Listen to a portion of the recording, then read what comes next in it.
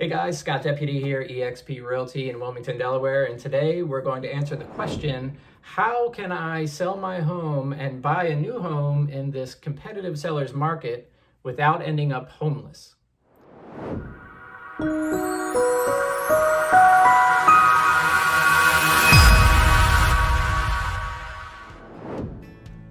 So today, again, we're going to talk about 4 ways that you can possibly go forward with the purchase of a new home and a simultaneous sale of your existing home without ending up homeless. So what are the 4 ways? So the first way we'll talk about is something that's commonly known as a bridge loan. Now this strategy has been around for many years. Some banks offer this product, which is called a bridge loan, which allows a seller to get a short-term loan to cover the down payment and closing costs of the new home prior to selling the existing home. This allows you to take advantage of a buying opportunity and then paying back that short-term loan once your existing home is sold and you have access to the proceeds in your equity position. This can be a great strategy. We find that less mortgage companies and banks are offering this product these days, but they are available, and I recommend that you do some research and look into this particular option. The second way is something that's called a recast. So another strategy that I've seen over the last few years where a potential buyer has an excellent equity position in a home that they've lived in for many years. They actually will utilize a low down payment mortgage for the purchase of the new home. In many cases, let's say a 5% down payment. This allows you to bring down the amount of cash needed for closing, and then once the new house is secured and the old house has been sold and disposed, and the seller now has access to that equity, you can now apply a cash payment as a larger down payment and then recast the new mortgage into a 20% down or greater, therefore eliminating your PMI and adjusting your new mortgage payment.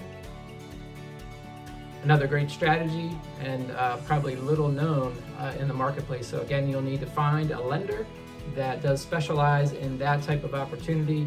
Again, not a widely known or widely utilized opportunity in mortgage lending. The third way I'll talk about is something relatively new on the scene, which is something known as a power buyer.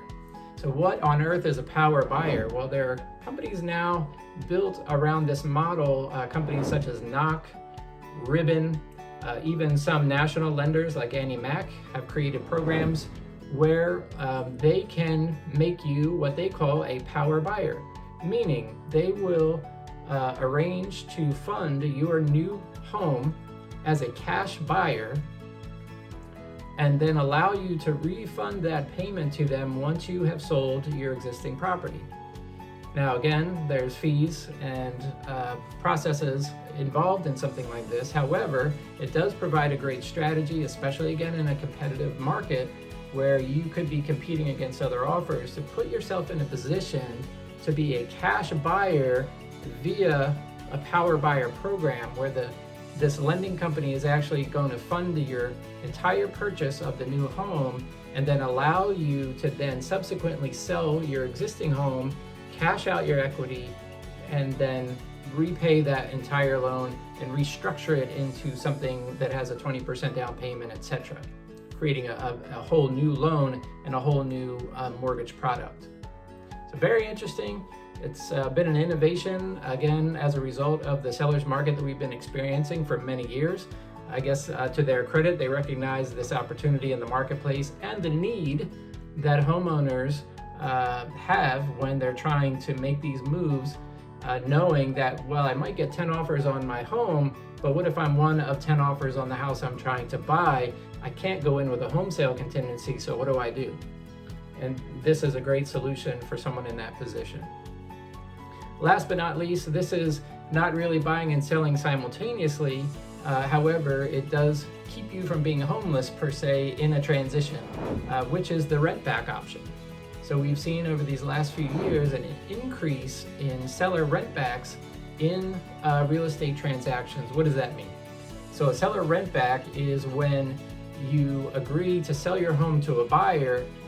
The buyer then agrees to allow the existing homeowner to stay in the property for a period of 3 or 6 months and pay rent while they're continuing to live in their house until they find a suitable match in the marketplace to go purchase.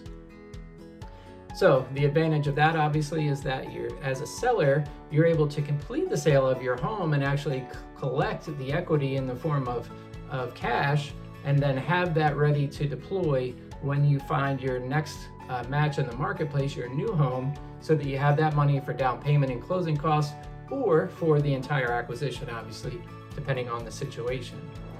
So these are 4 ways that you could possibly mitigate the buy-sell scenario when you're an existing homeowner and you need to purchase a new home in a very competitive seller's market.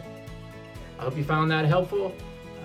Let me know, drop me a comment, or if you have questions, I'm happy to be a resource at any time. But let me know your thoughts on that. If you've ever used one of those strategies, I'd love to hear about it in the comments below. And I'll look forward to seeing you on the next video. Thanks again.